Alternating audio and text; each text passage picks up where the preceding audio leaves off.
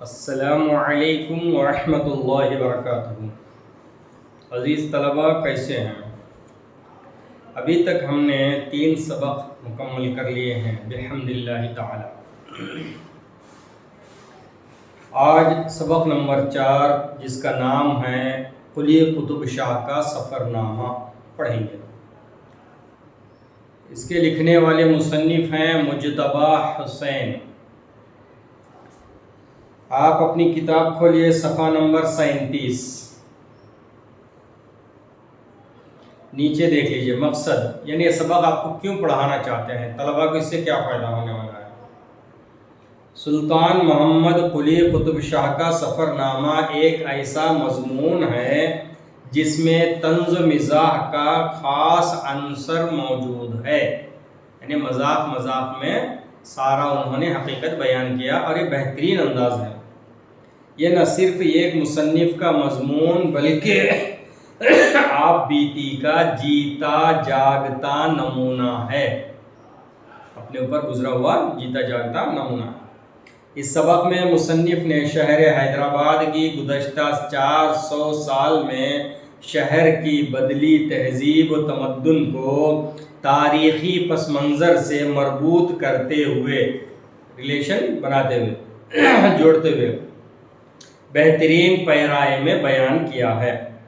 اس سبق کا خاص مقصد بچوں میں جمالیاتی ذوق کا فروغ، طنز و مزاح اور تہذیب و تمدن سے واقف کروانا اور ان میں اس طرح کی تحریروں کو پڑھنے کی اور لکھنے کی صلاحیت کو فروغ دینا ہے۔ سمجھ میں؟ چلیے صفحہ 38، ماخذ کہاں سے لیا گیا ہے سبق؟ یہ سبق جناب مجتبیٰ حسین کے مزاحیہ مضامین کے مجموعے سے لیا گیا ہے۔ صنف کی تعریف: مزاح نگاری انشائیہ کی وہ قسم ہے جس میں با محاورہ زبان کو بڑے لطیف اور وقار کے ساتھ استعمال کیا جاتا ہے۔ منتخب کردہ موضوع کو اس طرح بیان کیا جاتا ہے کہ قارئین اس کی شگفتگی، لطافت اور طنز و مزاح سے لطف اندوز ہوں، پڑھنے والے کو مزہ بھی آ جائے اور اس کا علم بھی آ جائے کہ کیا میسج دینا چاہتے ہیں۔ ظرافت کا پہلو اس حد تک نمایاں ہوتا ہے کہ پڑھنے یا سننے والے کی زبان اور کان بار محسوس نہیں کرتے، بار مطلب وزن، بور محسوس نہیں کرتے، بلکہ پڑھنے اور سننے والے سبھی تبسم ریز رہتے ہیں، مسکراتے رہتے ہیں، بڑے مزے لیتے رہتے ہیں۔ اردو میں پسترس بخاری، رشید احمد صدیقی، فرحت اللہ بیگ، شوکت تھانوی، عظیم بیگ چغتائی، کنہیا لال کپور اور فکر تونسوی وغیرہ نے اعلیٰ معیار کے مزاحیہ مضامین لکھے ہیں۔ اب مصنف کا تعارف دیکھ لیجئے۔ مجتبیٰ حسین 15 جولائی 1936 عیسوی کو یعنی 1936 کو ضلع گلبرگہ کرناٹک میں پیدا ہوئے۔ 1956 یعنی 1956 میں عثمانیہ یونیورسٹی حیدرآباد دکن سے BA کیا، پھر روزنامہ سیاست حیدرآباد سے وابستہ ہوئے۔ 1962 میں اسی اخبار میں مزاحیہ کالم نگاری شروع کی۔ 1972 میں حیدرآباد سے دہلی منتقل ہوئے اور national council of educational research and training سے وابستہ ہوئے، جہاں 1991 میں بحیثیت ایڈیٹر وظیفے پر سبکدوش ہوئے۔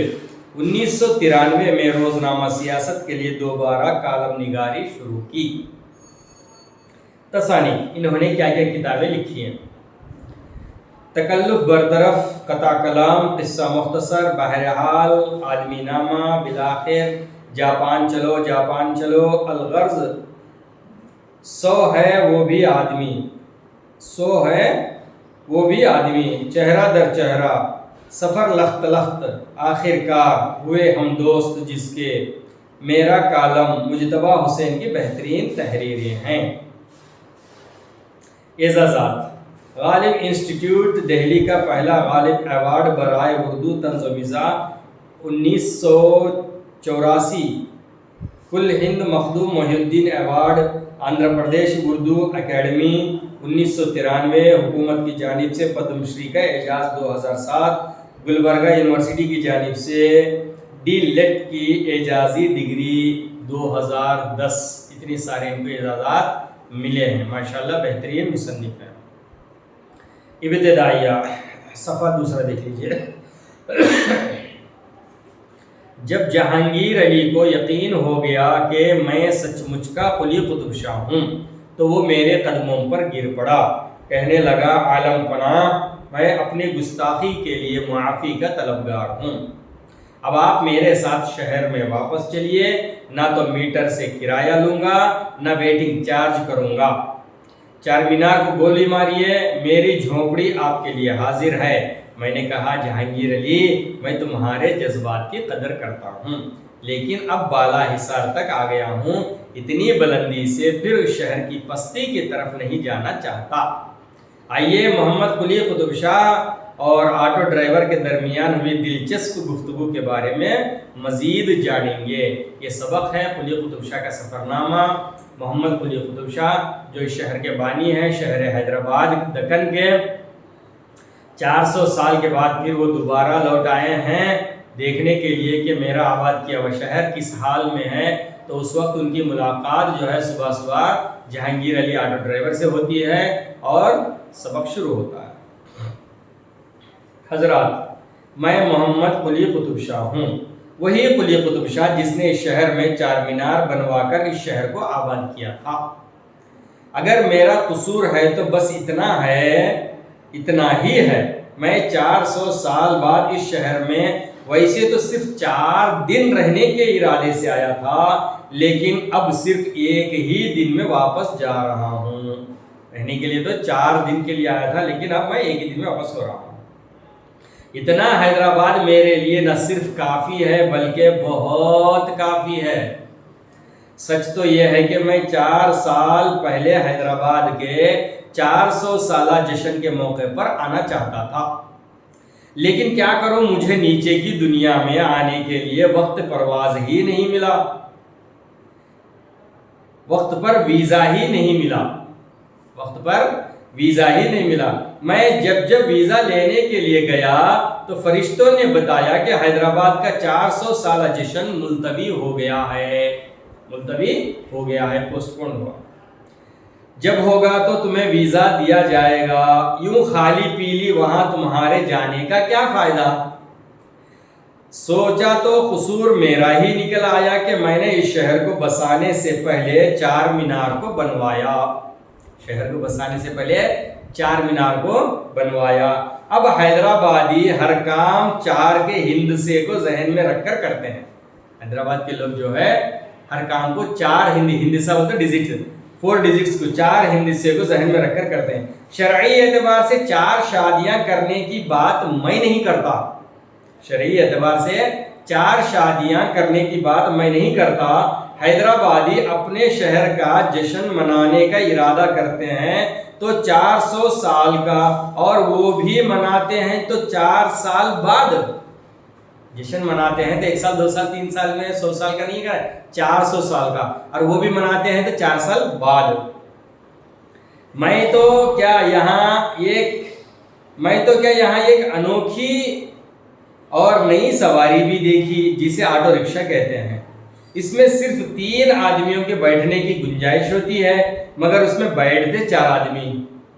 گنجائش کتنے کی ہوتی ہے؟ 3 آدمی کی، لیکن اس میں بیٹھتے ہیں 4 آدمی۔ اس سواری کی خوبی یہ ہے کہ اس کے اگلے پہیے کو کہیں بھی داخل کرنے کی ذرا سا بھی گنجائش نظر آئے تو سالم سواری اس میں بیٹھی ہوئی سواریوں سمیت اس جگہ میں نکل جاتی ہے۔ اندازہ ہے آپ کو؟ جی، ٹریفک میں بھی ایسی جگہ جہاں صرف سامنے کا پہیہ جو ہے داخل ہونے کی جگہ، گھسنے کی جگہ مل جائے تو پورے سواریوں کے ساتھ پوری سواری، پورا آٹو رکشہ نکل جاتا اس میں، ایسا نکالتے ہیں۔ 400 سال میں اس شہر نے میرے بعد سائنس کے میدان میں جو ترقی کی ہے اس کی یہ سب سے عمدہ مثال ہے۔ क्या? Auto rickshaw. ऐसा सवाल आता है कि ऑटो रिक्शा को साइंस की सबसे तरक्की की सबसे उम्दा मिसाल कुली कुतुब शाह ने क्यों कहा, उसका जवाब यही लिखना है आपको। मैंने इस सवारी में बैठकर अपने बसाए हुए शहर हैदराबाद को देखने की कोशिश की। नतीजे में इस शहर को बिल्कुल नहीं देख पाया। इस सवारी में ऑटो में बैठ के मैं मेरे बसाए हुए शहर को देखने की कोशिश करा, नतीजा क्या हुआ? रिजल्ट बिल्कुल नहीं देख सका। क्योंकि जैसे ही मैं किसी को देखना शुरू करता तो ऑटो रिक्शा मुझे अचानक उछालकर मेरे मुंह को दूसरे मंजर की तरफ कर देता था। मैं ऐसा ऑटो में बैठ के कोई एक मंजर देखना चाहता था, कोई चीज को, तो वो गड्ढों में जो है ऐसा ऑटो उछाल देके मेरे मुंह को दूसरी तरफ कर देता था। इस सवारी को चलाने वाला जहांगीर अली भी बहुत दिलचस्प आदमी था। मैं चूंकि रात के पिछले पहर हैदराबाद में वारिद हुआ था, यानी आया था, उतरा था, इसलिए पहले तो आंखें मलमल कर देखने की कोशिश की। सुबह सुबह रात का आखिरी हिस्से में उतरा था तो नींद भी जो है खुमारी थी, तो आंखें मलमल कर देखा कि मैं कहाँ हूँ। बाद में एहसास हुआ कि मैं मूसा नदी के किनारे खड़ा हूँ और गालिबन यही वो जगह है जहाँ से मैं घोड़े पर सवार होकर भागमती से मिलने जाया करता था। पहले तो मैं अपने घोड़े का इंतजार करता रहा, क्योंकि मूसा नदी के किनारे में तो उतरा था, मालूम है कि मैं मूसा नदी पे हूँ, ये वही नदी है जिसको पार करके मैं भागमती से मिलने जाया करता था। तो मैं घोड़े का इंतजार करता, वो नहीं आया तो मैंने भागमती को पुकारना शुरू कर दिया। भागमती वो नहीं आई, अलबत्ता जहांगीर अली आ गया। भागमती वो तो नहीं आई, लेकिन जहांगीर अली आया। बोला, मैं आपकी क्या खिदमत कर सकता हूँ? मैंने कहा, मुझे इस नदी के पार करके भागमती से मिलने के लिए दूसरी जानिब जाना है, मगर मेरा घोड़ा अब तक नहीं आया। जहांगीर अली ने मुझे गौर से देखा और कहा, जब मैंने कहा कि भागमती से मिलने जाना है, मेरा घोड़ा नहीं आया, तो हैदराबाद का बंदा है वो, ऐसा देखो गौर से। आपने गालिबन आज प्याला कुछ ज्यादा ही पी लिया है, यानी हाँ 2-4 पैक ज्यादा ही आपने मार लिया है ऐसा लगता है, यानी पिया हुआ आदमी समझ रहा था। तभी तो अपने आप को कुली कुतुब शाह समझ रहे हो। मैंने कहा, मैं हूं ही कुली कुतुब शाह। जहांगीर अली ने कहा, तब तो आज आपकी सवारी में रहने का लुत्फ आ जाएगा। घोड़े को मारिए गोली और मेरे ऑटो रिक्शे में बैठ जाइए। मीटर से जो कुछ बनेगा वो दीजिए, अलबत्ता वेटिंग चार्ज अलग से होगा। वेटिंग चार्ज अलग से होगा। मैंने कहा, वेटिंग का क्या चार्ज होगा? बोला, 5 रुपए फी घंटा। 5 रुपए फी घंटा के हिसाब से लूंगा, ठीक है? 5 रुपए फी घंटे के हिसाब से दूंगा। 400 साल पहले से वेटिंग का जो चार्ज होगा वो आप देख समझ कर दीजिए। कितने साल का ले रहा वेटिंग चार्ज? 400 साल का, घंटे के 5 रुपए के हिसाब से जो बनते वो आप देख के दे दीजिए। मैंने हैरत से कहा, 400 साल की वेटिंग? 400 साल की वेटिंग? बोला, और क्या, हम तो रिक्शा चलाते हैं और वेटिंग में ही ज्यादा कमाते हैं।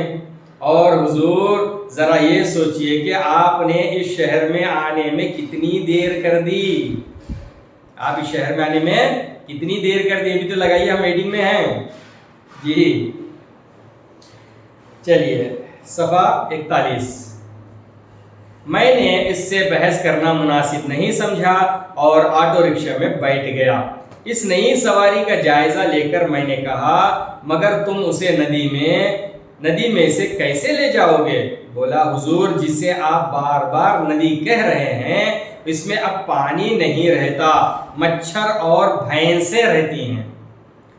बरसहा बरस बीत गए और मैं इस नदी में कभी पानी को बहते हुए नहीं देखा।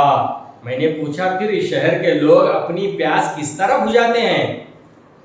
अपनी प्यास किस तरह बुझाते हैं? जहांगीर अली बोला, हुजूर इस शहर के लिए, उसके लिए शहर में एक महकमा आब रसानी मौजूद है। महकमा आब रसानी, वाटर वर्क्स, जिसका काम नलों से नहीं बल्कि इस शहर के बासियों की आंखों के जरिए पानी सरबराह करना है।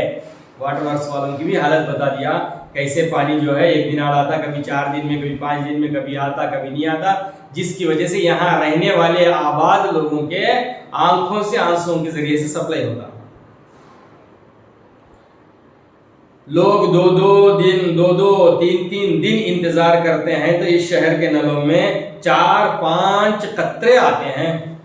2-2 दिन 3-3 दिन इंतजार करने के बाद नल खुलता तो कितने कतरे? 2-4 कतरे आते हैं। अलबत्ता आवाम की आंखों का पानी कभी नहीं सूखता। ये अलग बात है कि इस शहर के हुक्मरानों के आंखों का पानी मर गया है। इस शहर के हुक्मरानों के आंखों का पानी मर गया है। बेहया हो गया, हिस्स खत्म हो गया। जहांगीर अली के इस बयान को सुनकर मैं खुश तो बहुत हुआ कि मेरे शहर के लोगों ने इतनी तरक्की कर ली कि आब रसानी के निज़ाम का ताल्लुक नलों से नहीं बल्कि रास्त तौर पर आवाम की आंखों से जोड़ दिया है।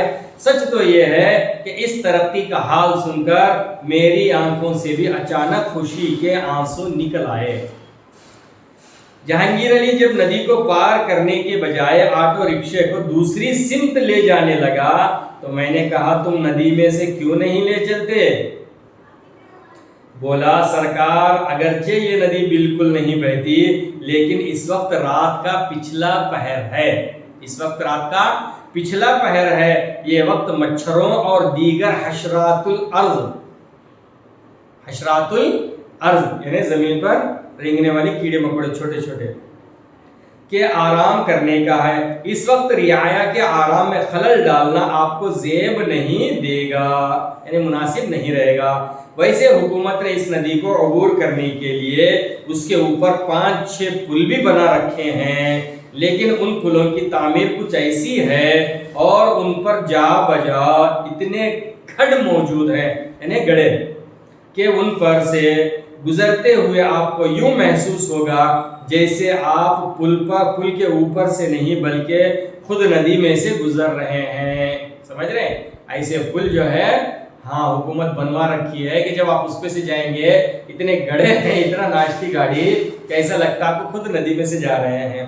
इसलिए हुकूमत अब उन पुलों को आसानी से पार करने के लिए उन पुलों के ऊपर भी पुल बनाने का इरादा रखती है। एक तो पुल है, वो पुलों को भी आसानी से पार करने के लिए और पुल बनाना चाहते हैं, यानी मजबूती के साथ ये काम अच्छा नहीं करते बल्कि और उसके ऊपर और बना लेते चले जाते हैं। पुल को पार करने के लिए पुल, ये क्या अहमकाना बात है? जब ये नदी बहती ही नहीं तो इस पर पुल बनाने की क्या जरूरत थी? और अगर यहाँ वाकई पुल बनाए गए